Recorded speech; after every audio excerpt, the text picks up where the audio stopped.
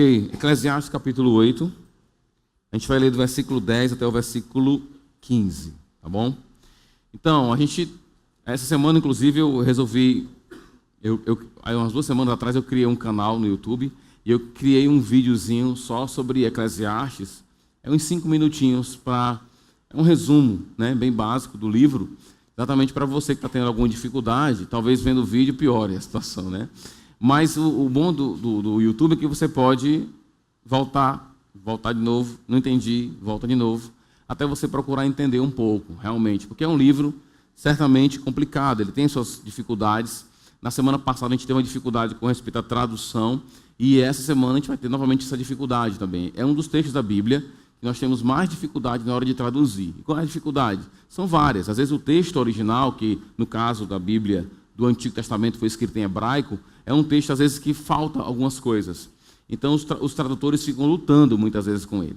No caso aqui, nós vamos discutir muito a questão do versículo 10, que é o primeiro versículo da nossa perícope hoje. É um versículo que traz alguma dificuldade. Mas lembrando, o livro de Eclesiastes é um livro que tem duas vozes, né? São duas pessoas que falam no livro. E boa parte da voz, a voz que fala por boa parte da obra, é a voz de um mestre que é questionado pelo autor do livro. Tá? Então nós temos 2 vozes, a primeira voz é o autor, e a segunda voz é a voz que o autor usa para poder criticar. Então eu gosto de comparar Eclesiastes com o livro de Jó. Se você pegar o livro de Jó, que são mais de 40 capítulos, e você pegar, e quem já teve a oportunidade de ler o livro de Jó, você vai ver que boa parte do livro de Jó é teologia ruim. É má teologia. Por quê? Porque são os amigos de Jó questionando Jó, apresentando uma teologia horrível que eles não sabem lidar com o sofrimento. Então eles observaram a vida de Jó e disseram, está sofrendo? O sofrimento é muito grande, já perdeu os bens, perdeu os filhos, perdeu a saúde. Então isso aí foi um pecado terrível que você cometeu. Essa é uma teologia ruim. E o livro tenta mostrar para a gente, ao longo de quase toda a obra, apresentando uma teologia ruim para a gente, dizendo, não é assim que a gente tem que pensar. Tá? O livro de Eclesiastes é a mesma coisa. A primeira parte o autor apresenta, na segunda parte, que é a parte maior, que a gente está estudando agora, está no capítulo 8, ele então apresenta esse mestre e ele vai questionar esse mestre. Qual o problema desse mestre? Esse mestre observa a vida debaixo do sol e ele tem uma perspectiva extremamente pessimista da vida. Ele tem uma perspectiva negativa da vida. Aqui na leitura, se você percebeu, hoje de manhã, na sessão que a gente leu essa passagem, hoje na leitura, se você percebeu, e na minha leitura inicial, quando eu comecei a ler, parece que o mestre andou se redimindo por aqui. Mas se você estudar com mais profundidade, você vai ver que esse mestre tem pensamentos equivocados. E ao longo dessas minhas análises do livro de Eclesiastes, o que é interessante é que eu tenho ouvido muitas vezes o mestre. Não somente em Eclesiastes. Eu tenho ouvido o mestre na televisão, eu tenho ouvido o mestre ouvindo música. Então essa semana eu estava ouvindo uma música de uma banda americana chamada Pearl Jam, e eles têm uma música chamada Just Breathe, apenas respire. Eu falei, poxa, isso aqui tá me lembrando alguém aqui, né? Que é a ideia de que, a vida é isso aqui, vamos, respirar e tal. Então você tem ouvido a voz desse mestre, Deus nos prepara, nos dando uma má teologia para a gente poder, então, nos precaver de quem a gente está ouvindo. O mestre, então, é uma pessoa perigosa. A gente tem que ler a sua passagem com certa cautela, com cuidado, para ver aonde está, digamos assim, a banana, né? a pegadinha, aquilo que vai escorregar, nos fazer escorregar. Então vamos lá para o capítulo 8, versículo 10. Diz assim o texto sagrado. Nessas ocasiões, e aqui deixa eu só pegar minhas notas aqui, porque eu coloquei 4 versões diferentes aqui para a gente comparar uma com a outra, tá bom? Vamos lá. Voltando para o texto. Versículo 10. Nessas ocasiões, vi ímpios serem sepultados e gente indo e vindo do lugar onde eles foram enterrados. Todavia, os que haviam praticado o bem foram esquecidos na cidade. Isso também não faz sentido. Então vamos ver com cuidado esse texto aqui, porque as versões elas não concordam uma com as outras. Tá? Eu anotei aqui uma versão americana, que é a ESV. Anotei aqui a versão A Corrigida Fiel. Anotei a NVI, que é a que eu estou lendo agora, e anotei a atualizada, que geralmente é uma versão bem comum, bem dominante no meio evangélico, tá bom? Quais são as dificuldades aqui que a gente vai ter que decidir? Primeira dificuldade que a gente vai ter que encarar aqui é a dificuldade do lugar. Na minha versão, minha versão diz assim, nessas ocasiões, vi ímpios serem sepultados e gente indo e vindo do lugar onde eles foram enterrados. Outras versões não colocam o lugar onde eles foram enterrados, coloca saindo do lugar santo. A sua tem assim? Então, em vez de colocar saíram do lugar onde eles foram enterrados, algumas versões colocam saindo, pessoas iam e vinham de um lugar onde eles foram enterrados e não no lugar santo. Então, alguns têm entendido que a expressão lugar santo não necessariamente quer dizer templo, até algumas vezes colocam a palavra templo, mas a ideia de que é um tipo de eufemismo para o lugar dos mortos. Seria mais ou menos essa ideia. Outra, digamos assim, discordância entre as versões. Na minha versão diz assim, versículo 10 ainda, né? Todavia, os que haviam praticado o bem foram esquecidos. Quem foi esquecido na NVI aqui? Foram os que praticaram o bem. Na atualizada, e foram esquecidos na cidade onde haviam assim procedido. Na atualizada, quem é esquecido não é quem pratica o bem, é o ímpio do começo do versículo. Então há uma discordância entre as versões aqui. Na corrigida, quem foi esquecido também foram os que praticaram o mal. Não faz sentido você entender assim. O autor está querendo dizer o quê? Pessoas morreram. Que pessoas eram essas? Ímpias ou justas? Más ou ímpias? Ok, elas morreram.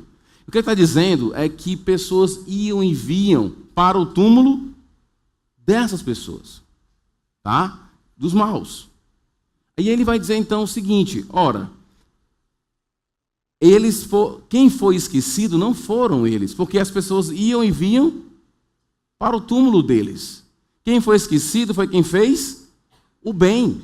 É por isso que ele vai dizer no final do versículo, isso não faz sentido. Agora vamos pensar como atualizada. A atualizada diz assim, eles foram esquecidos. Quem? Os que praticaram o mal. Os caras praticaram o mal, foram esquecidos. Como é que isso não faz sentido? Faz sentido. O cara praticou o mal e ninguém quer mais saber deles.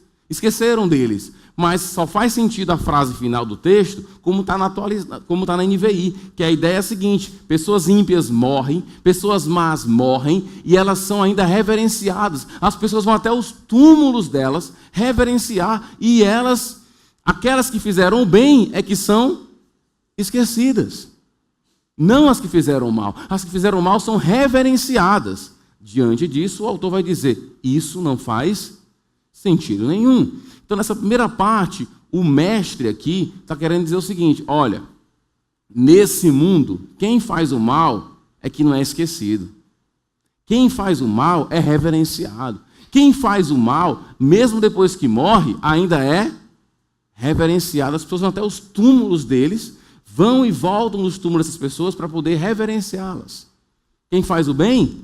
Quem faz o bem é esquecido, completamente esquecido. E ele vai dizer, a conclusão dele, que é constante na obra, isso não faz sentido. E aí vem o versículo 11, ele vai dizer assim, quando os crimes não são castigados, logo o coração do homem se enche de planos para fazer o mal. Realmente isso é uma observação interessante do mestre. O que ele está querendo dizer nesse versículo 11 é o seguinte, se você vê constantemente a pessoa fazendo mal e ela não é, digamos, punida, né? Não há uma justiça retributiva, porque essa é a chave desse texto de hoje. O autor está dizendo o seguinte, nesse mundo não há justiça retributiva. As pessoas fazem o mal, versículo 10, e elas são reverenciadas. Elas fazem o bem e elas são esquecidas. Agora, pense numa pessoa que faz o mal e ela não é punida por isso. Qual o resultado? A pessoa diz, já que não há punição, então eu vou continuar fazendo o mal, porque parece que vale a pena. Mais ou menos parece que o mestre andou por aqui, pelo Brasil, deu uma viagem aqui, antes de voltar, ele deu uma viagem no Brasil e percebeu como é que a coisa funciona aqui. Realmente assim, quando a justiça não age, a justiça é retributiva, as pessoas entendem, então tudo está permitido, a gente pode fazer o que a gente quiser. Agora, percebam que, em certo sentido, há, como a gente já encontrou em várias passagens de Eclesiastes, uma acusação aqui indireta para Deus. Porque ele não diz quem é que castiga, ele vai dizer assim, ó, quando os crimes não são castigados, ele não diz castigados por quem?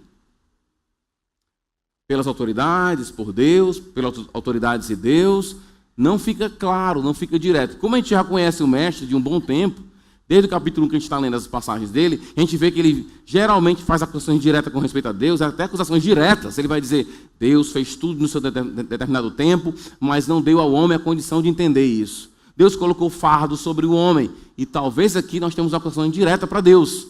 Existe muita injustiça no mundo, e ninguém é castigado. Talvez nós temos aqui uma acusação, digamos assim, indireta, digamos assim, sutil ao próprio Criador.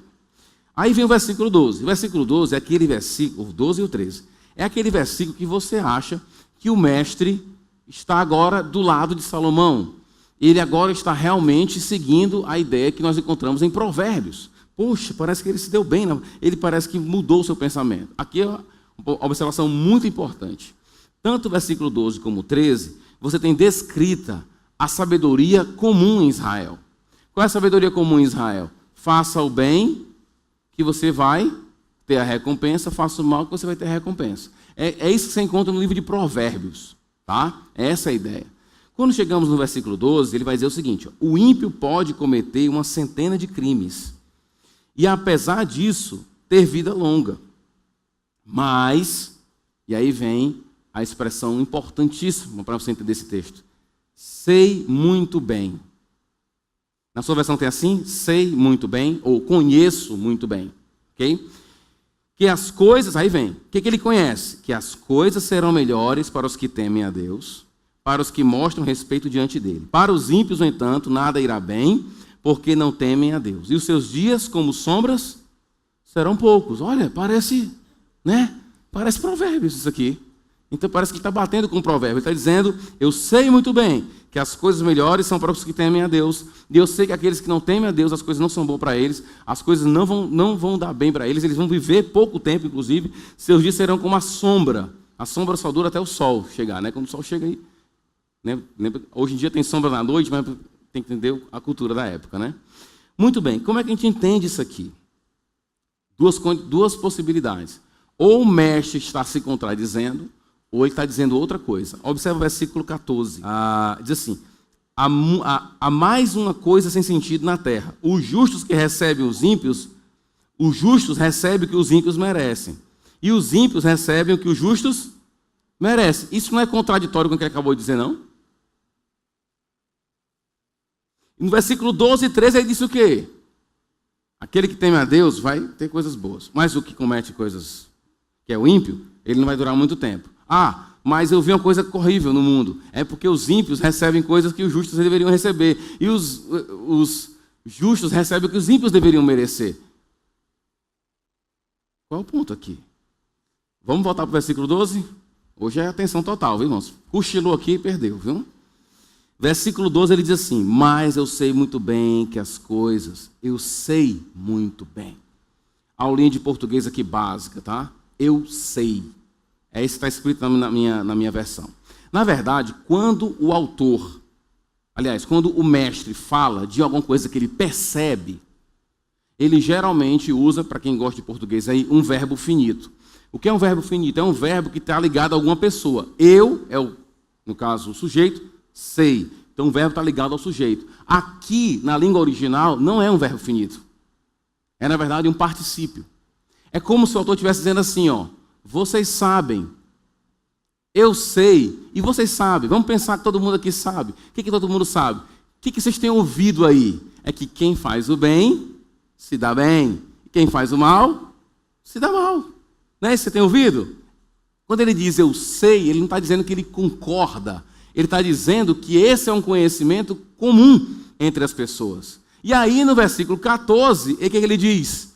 Porém, a despeito do que todo mundo sabe, a despeito do que todo mundo diz, a despeito do que vocês têm ouvido aí constantemente, de que quem faz o bem se dá bem, quem faz o mal se dá mal, o que acontece na verdade, versículo 14, é que o cara que merece as coisas ruins acaba recebendo as coisas boas, e o cara que merece as coisas boas acaba recebendo as coisas ruins. Ele está contrapondo a sabedoria de Provérbios. É isso que ele está fazendo. Ele cita no versículo 12 e 13, mas ele quebra no versículo 14. Às vezes esse cara aqui é bem escorregadio, viu? Se você não prestar bem atenção. Versículo 14, então, lendo, ele vai dizer: há mais uma coisa sem sentido na terra. Os justos que recebem o que os ímpios merecem, e os ímpios que recebem o que os justos merecem. Isso também, penso eu, não faz sentido. E aí chega aquela conclusão que nós já vimos várias vezes.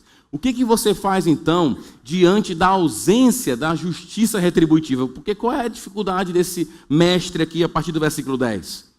É a seguinte, cara, se o ímpio morre, ele não é esquecido. Se o justo morre, ele é esquecido. O ímpio recebe o bem que o justo deveria receber. O justo recebe o mal que o ímpio deveria receber. Então o que ele está dizendo? Nesse mundo debaixo do sol, não há justiça retributiva. É isso que ele está dizendo. Então, diante dessa realidade, qual é a conclusão do mestre? Vamos viver uma vida onde vamos comer, vamos beber, vamos nos alegrar. E alguns acreditam que isso é uma solução interessante, mas não é.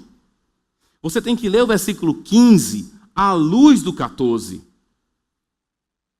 Quando você lê o 15 sozinho, pode dar uma ideia assim, vamos desfrutar a vida, porque debaixo do sol não há nada melhor para o homem do que comer, beber e alegrar-se. Só que você tem que ver isso à luz do 14. O que ele está dizendo é, gente, não há esse lance de justiça retributiva aqui não. O máximo que a gente pode fazer aqui é aproveitar os poucos momentos, os pequenos momentos de alegria que aparecem na nossa vida.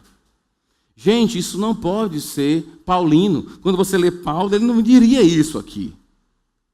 Ele diria que, seja em qualquer circunstância, ele é alegre no Senhor. Aqui não, é um catador de alegria, entendeu? Um cara que está assim, vamos pegar um pouquinho de alegria aqui, um pouquinho de alegria aqui. Quando as oportunidades surgirem, eu vou aproveitar o máximo que eu puder. É isso, é o máximo que a gente pode fazer. Simplesmente respire. Simplesmente viva. Esse é o conselho dele. Agora, esse é o conselho de todo aquele que vê a vida debaixo do sol. A gente pode achar absurdo o que o mestre diz, mas eu tenho repetido várias vezes. Nós, muitas vezes, pensamos igual a ele. Nós temos uma forma de pensar igual a ele também. E devemos corrigir essa forma de pensar. Ele continua, sejam esses, quem são esses? Esses aí. O comer, o beber e o alegrar-se. Os seus companheiros no seu duro trabalho durante todos os dias da vida que Deus lhe der debaixo do sol. E essa vida que Deus está dando é, na verdade, um fardo terrível. Ele já disse isso no começo do livro. Então ele joga de novo para Deus a ideia. Deus nos deu um fardo muito grande. Não dá para a gente aguentar. A vida é sem sentido, a vida é injusta. O que eu faço diante de tudo isso? Eu vou tomar uma ceva. Eu vou para uma balada. Eu vou curtir um momento. É mais ou menos isso. O que a gente percebe é que a proposta de alegria desse mestre não é a proposta de alegria que nós encontramos no Novo Testamento. A proposta de alegria no Novo Testamento está sempre ligada a Deus. E nós podemos ter coisas e não ter coisas. A nossa alegria nunca vai estar num copo de vinho, nunca vai estar na compra de um carro. A nossa alegria plena nunca vai estar nessas coisas. Elas, na verdade, são, digamos assim, elementos que nós podemos ver a mão de Deus. Mas ela não é isso. Ele encontra alegria no fruto do trabalho. Nós encontramos alegria na dependência de Deus. Esse mestre, realmente, devido à sua experiência negativa com o mundo, tem injetado em muitas pessoas na época que foi escrito o livro, e hoje ainda você encontra mestres desse tipo, através das músicas, através dos filmes, por exemplo, você encontra muito isso. Essa mesma proposta. Essa semana eu estava ensinando o Natan a como analisar um filme. Ele estava falando de um jogo de videogame. Eu estava dizendo, vamos analisar o jogo então. Todo jogo, todo videogame, todo filme, todo livro, você tem que analisar através das 4 palavras-chave para interpretar as histórias pequenas, você interpreta à luz da história maior, que é a história da redenção. Criação, queda, redenção e consumação. Aí no videogame lá que o Nathan estava falando, a ideia de... É tipo efeito borboleta. Alguém assistiu o efeito borboleta? Né? Que você tem como mudar a história da pessoa. Então qual é o problema? É que toda vez que a pessoa muda a história do outro, a pessoa morre. Ele não consegue, sempre a pessoa morre. Então eu perguntei ao Nathan, qual é o problema? É a morte. Agora, qual é a solução para a morte? Quando o videogame apresenta a solução da morte, é aí que ele se contrapõe com a Bíblia. É aí que nós não concordamos. Opa, meu Deus do céu. Espera aí. Ok. Parou aqui o computador e minhas aplicações foram embora com ele. Então, o que eu estava querendo dizer é o seguinte, você tem que interpretar a vida à luz dessas 4 palavras. Criação, queda, redenção e consumação. O que eu estava dizendo para o Nathan é o seguinte, tudo tem uma origem, criação. Tudo da criação tem queda, tudo tem um problema. Se você assistir um filme, se você ler um livro, qual é o problema? Tem sempre um probleminha lá e tem sempre uma solução para o problema. Às vezes nós nos identificamos com o problema. No caso desse videogame lá, como é o nome do jogo, Nathan? Esqueci o nome do jogo. Ok. Nesse jogo, qual é o problema? A pessoa, por mais que voltasse no passado e mudasse alguma coisa na vida do amigo, ou amiga, ela sempre iria morrer. E é verdade, a ideia do jogo é a seguinte, não adianta você mudar, meu amigo. Você pode mudar as pecinhas, mas o seu amigo ou a sua amiga vai morrer. E está certo. Na identificação do problema, o jogo está legal. Mas qual é a solução? Aí chega uma parte do jogo lá que você tem que decidir. Ou você mantém a sua amiga viva, ou você salva não sei quantas pessoas. Então, essa solução é que a gente questiona. Em tudo tem uma proposta. Esse homem, esse mestre, está dizendo qual é a solução do problema. Há uma justiça retributiva ausente no mundo. Qual a solução? Solução não tem solução, cara. É viver cada momento, cada situação. Vamos aqui para algumas aplicações. Primeira aplicação, eu queria destacar o que eu encontro no versículo 11 e o que eu encontro no último versículo, que é o que eu chamo de acusação indireta para com Deus. Que é a ideia de que Deus, na verdade, está sendo injusto de alguma forma. Ele acusa Deus indiretamente. Tá? Então, Deus é injusto? Essa é a questão.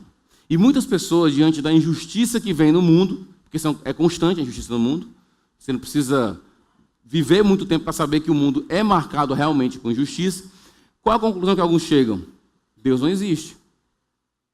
Ou se ele existe, eu não bato muito com ele. Mas a maioria, nos nossos dias, tem chegado à conclusão. Se esse mundo é tão injusto, não faz sentido que Deus exista. E aí eu peguei uma citação aqui do C.S. Lewis que eu gosto muito. Preste atenção, eu vou ler com cuidado para vocês. Ele diz assim, então o ponto é a acusação contra Deus de que ele é injusto. O versículo 11 diz, os crimes não são castigados logo. Isso é uma acusação indireta para com Deus. Está vendo injustiça aí. Muito bem. Diz assim o texto. C.S. Lewis diz assim, o meu argumento contra Deus, quando ele era ateu, né? Era de que o universo parece ser muito cruel e injusto. Mas de onde eu tirei essa ideia de justo e injusto? Eu poderia naturalmente desfazer-me da minha ideia de justiça dizendo que não era nada mais do que uma ideia pessoal minha. Mas se eu fizesse, então o meu argumento contra Deus também se desfaria, pois o argumento dependeria da afirmação de que o mundo é realmente injusto, e não simplesmente que não agrada a minha ideia, as minhas ideias pessoais. O que o C.S. Lewis está dizendo é o seguinte, quando alguém diz assim, o mundo é injusto, por isso Deus não existe, a pergunta que fica, ele vai dizer assim, eu só sei se uma coisa é torta se eu conheço o reto. Você só sabe se é injusto porque existe um conceito de justiça em você. A pergunta é, de onde veio? Você acusa Deus de ser injusto. É mesmo? Então você é a favor da justiça? Sim. E de onde veio esse conceito de justiça? Que abarca o mundo inteiro e que leva ao ponto de você questionar a existência de Deus. Porque quando alguém diz assim, Deus é injusto, ele não está dizendo que é injusto comigo. Está dizendo que Deus é injusto com todo mundo. Há uma injustiça global, mundial. Se há uma acusação de que há uma injustiça mundial, então essa justiça que você está falando não é só sobre você, é uma justiça também mundial. Quem te deu esse valor de justiça mundial, eterna, absoluta? O próprio Criador. Quem acusa Deus de ser injusto, no final das contas, está dizendo que Deus revelou a ele um conceito básico de justiça. Segunda aplicação. A injustiça tem levado muitas pessoas à resignação, que é o caso do mestre aqui, à tristeza e até à revolta. E o que fazer, então, diante das injustiças? O que fazer diante da falta de uma justiça retributiva? Então, as soluções que o mundo tem dado são variadas. Primeira, eu alistei aqui algumas, prazeres sensitivos. As pessoas buscam prazeres instantâneos, entretenimento, para tentar, burlar esses pensamentos que vêm na mente da pessoa. Para quem não quer encarar essa questão de injustiça que é constante no mundo, então eles procuram prazeres para tentar burlar, fingir, encobrir o conceito real de justiça que está dentro deles. Segundo, alguns negam a dor, negam a realidade da injustiça. Os budistas, por exemplo, dizem isso. Não tem sofrimento no mundo, não. Não existe isso. Não, mas eu fiz o exame, deu lá a doença, lá eu tenho que fazer um monte de coisa. Não, mas não. É só uma ilusão. Aí alguns dizem de volta, né? Mas essa ilusão parece ser tão real. Inclusive, se eu cortar seu braço agora, vai ser uma ilusão de que você vai sentir uma dor? Tem aquele poema conhecido do budista que perdeu o filho, em que ele vai dizer que perdeu o filho, que dizem que não há dor porque ele não perdeu o filho. Aí ele diz, mais ainda, mais ainda. A ideia é mais ainda está doendo. Dizem que é uma ilusão, mas ainda dói. Alguns, diante da injustiça do mundo, têm dito, não existe, na verdade. Outros promovem revoltas promovidas por uma esperança utópica. Vamos mudar o mundo. Vamos fazer a revolução. Vamos vestir de vermelho, né? E vamos mudar o mundo.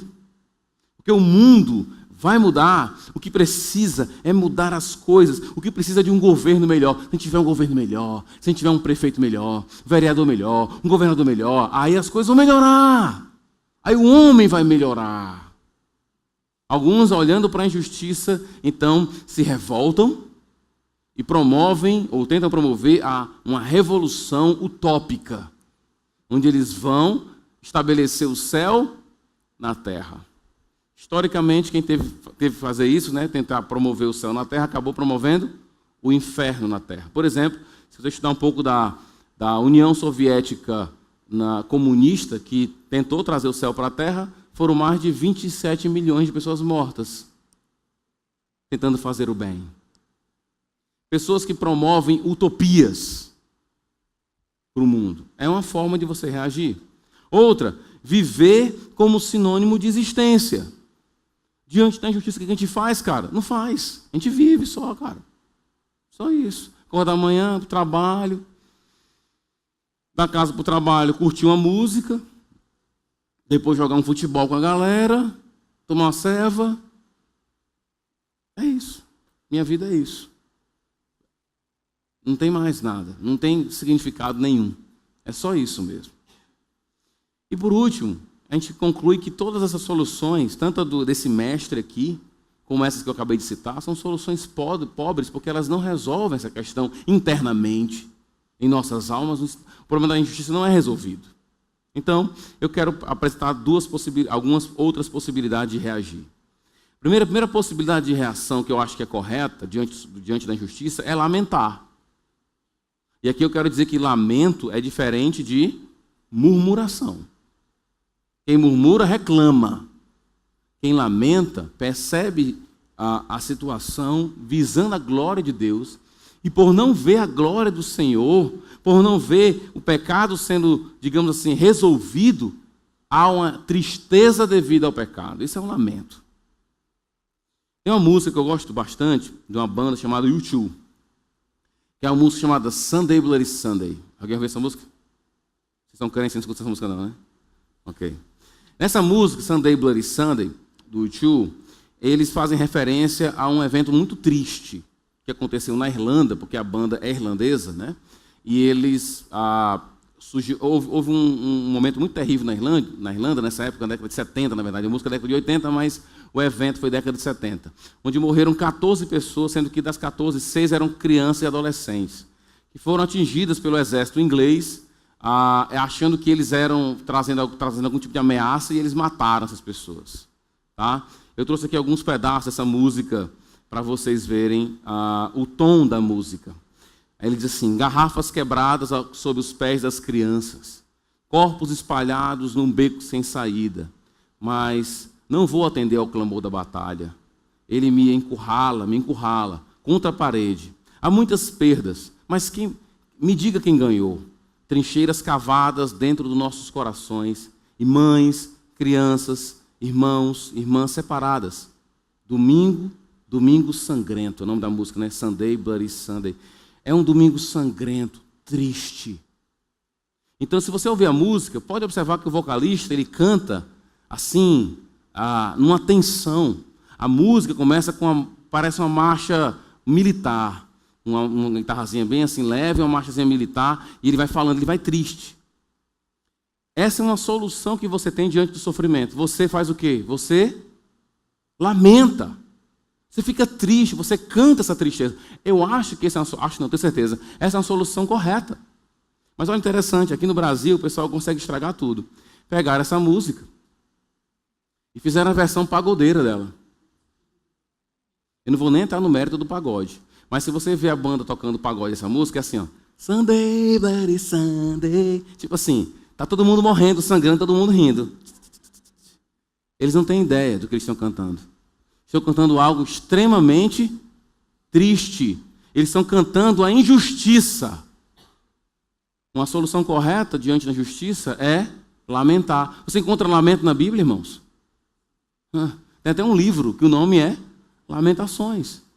É uma solução correta você lamentar. Fazer como os profetas faziam, como os salmistas fazem. Senhor, até quando a gente vai ter que testemunhar isso? Até quando a gente vai ter que ver a injustiça diante dos nossos olhos? Parece que as coisas não funcionam, Senhor. O Senhor parece estar distante da gente.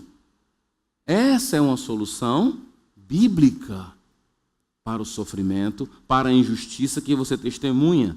Clamar, lamentar constantemente.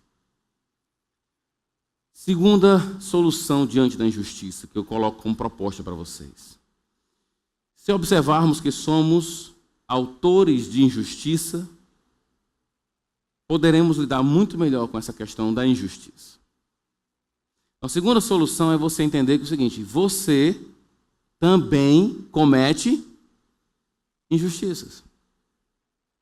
Isso é muito importante. Você pode lamentar diante do Senhor, mas ao ver a injustiça, e é muito fácil, o brasileiro ele tem uma cultura assim, ele assiste o jornal para falar mal do governo, mas ele não vê o que ele está fazendo. Ele não fala mal dele. Entendeu? Ele passa por cima da calçada. Mas quem está errado é o presidente. É o deputado. Entendeu? Ele não paga os impostos, mas quem está errado é o deputado, é o vereador. Ele está sempre errado, fazendo um monte de injustiças, coisas erradas, burlando, mentindo, falsificando. Mas quem está errado é o governo. Diante da injustiça, uma outra solução que eu proponho para vocês, além de lamentar, é você reconhecer que você também é autor de muitas injustiças. Nós somos injustos com nossos filhos. Nós somos injustos com nossos pais. Nós somos injustos com a nossa igreja. Nós somos injustos, muitas vezes. Então, na hora de você lamentar as injustiças promovidas por pessoas, perceba que você também é autor delas. E outra coisa, se você disser assim, pois eu não faço nenhum tipo de injustiça, porque você está no lugar errado. Aqui não é o seu lugar. Aqui é lugar de pecador, que reconhece que é pecador. Se você diz, eu não cometo nenhuma injustiça, você não sabe nem o que você está falando. Na nossa perspectiva, você está numa cegueira total. Você é injusto. Talvez você não saiba que é injusto, porque você não sabe o que é justiça. Nós cometemos injustiça constantemente. Nós somos autores de injustiça. E o que é injustiça, pastor? Injustiça não é só você fazer algo que é errado diante de uma lei. Mas segundo a Bíblia, Deus, quando criou o mundo, Ele criou o mundo dentro de uma ordem estabelecida. Se você quebra essa ordem, você é injusto. Qualquer quebra da ordem da criação é injustiça. Se você como mulher não está agindo como mulher, isso é injustiça. Se você como homem não está agindo como homem, isso é injustiça. Se você como pai não age como pai, isso é injustiça. Se você vê a pobreza e não age a respeito à pobreza, isso também é injustiça. Não, mas o pobre fez por onde? O senhor ensinou para a gente aqui que o cara muitas vezes é pobre porque ele não trabalha. É verdade, mas isso ainda está ruim, ainda é errado. A ordem criada não foi feita para ter pobreza. Isso ainda é injustiça. Nós somos autores de injustiças. Então, na hora de lamentar com respeito à injustiça que se vê no mundo, não esqueça de colocar nos seus lamentos também, dizendo: Senhor, e eu? Senhor, o Senhor sabe quanta injustiça eu tenho cometido. E terceiro, qual deve ser a nossa reação diante da injustiça? Vamos ler Eclesiastes, vamos ler o autor de Eclesiastes. Vamos esquecer um pouco o mestre aqui que é citado, vamos para o autor. Capítulo 12, a gente já lê esse versículo, a gente vai ler várias e várias vezes. Versículo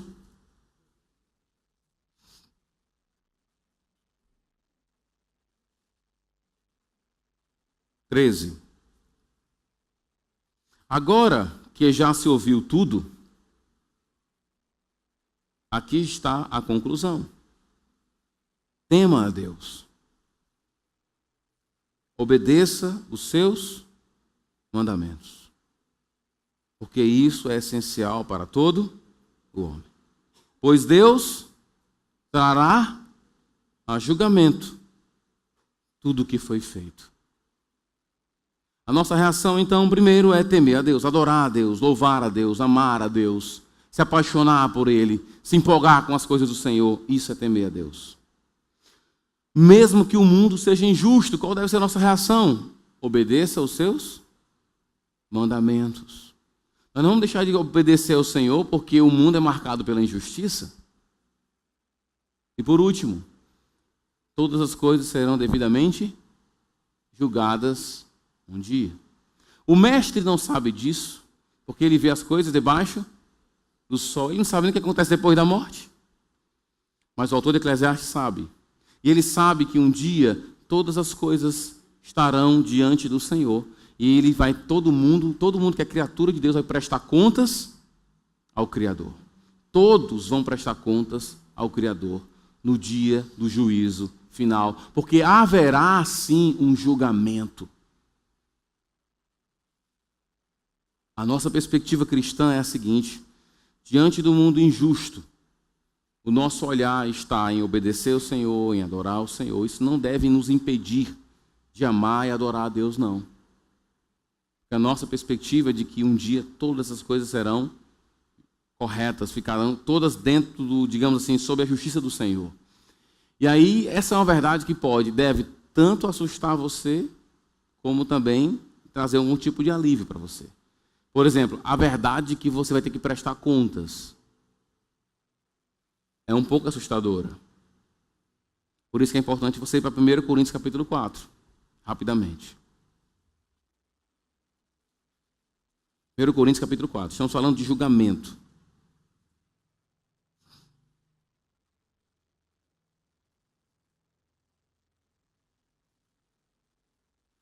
Primeiro Coríntios capítulo 4, versículo 3 diz assim, se você não encontrou, escuta com atenção. Pouco me importa ser julgado por vocês ou por qualquer tribunal humano. De fato, eu nem julgo a mim mesmo. Então, para Paulo, não importa julgado por as pessoas, pelo tribunal humano e nem por ele mesmo.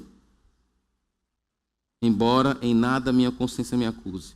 Nem por isso justifica a mim mesmo. O Senhor é quem me julga. E Paulo, quando diz isso, não fala tremendo, não. Ele fala com alegria. É o Senhor que vai me julgar.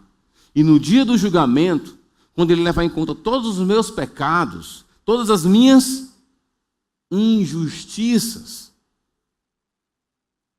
um advogado surgirá a meu favor, dizendo que tomou sobre si as minhas injustiças.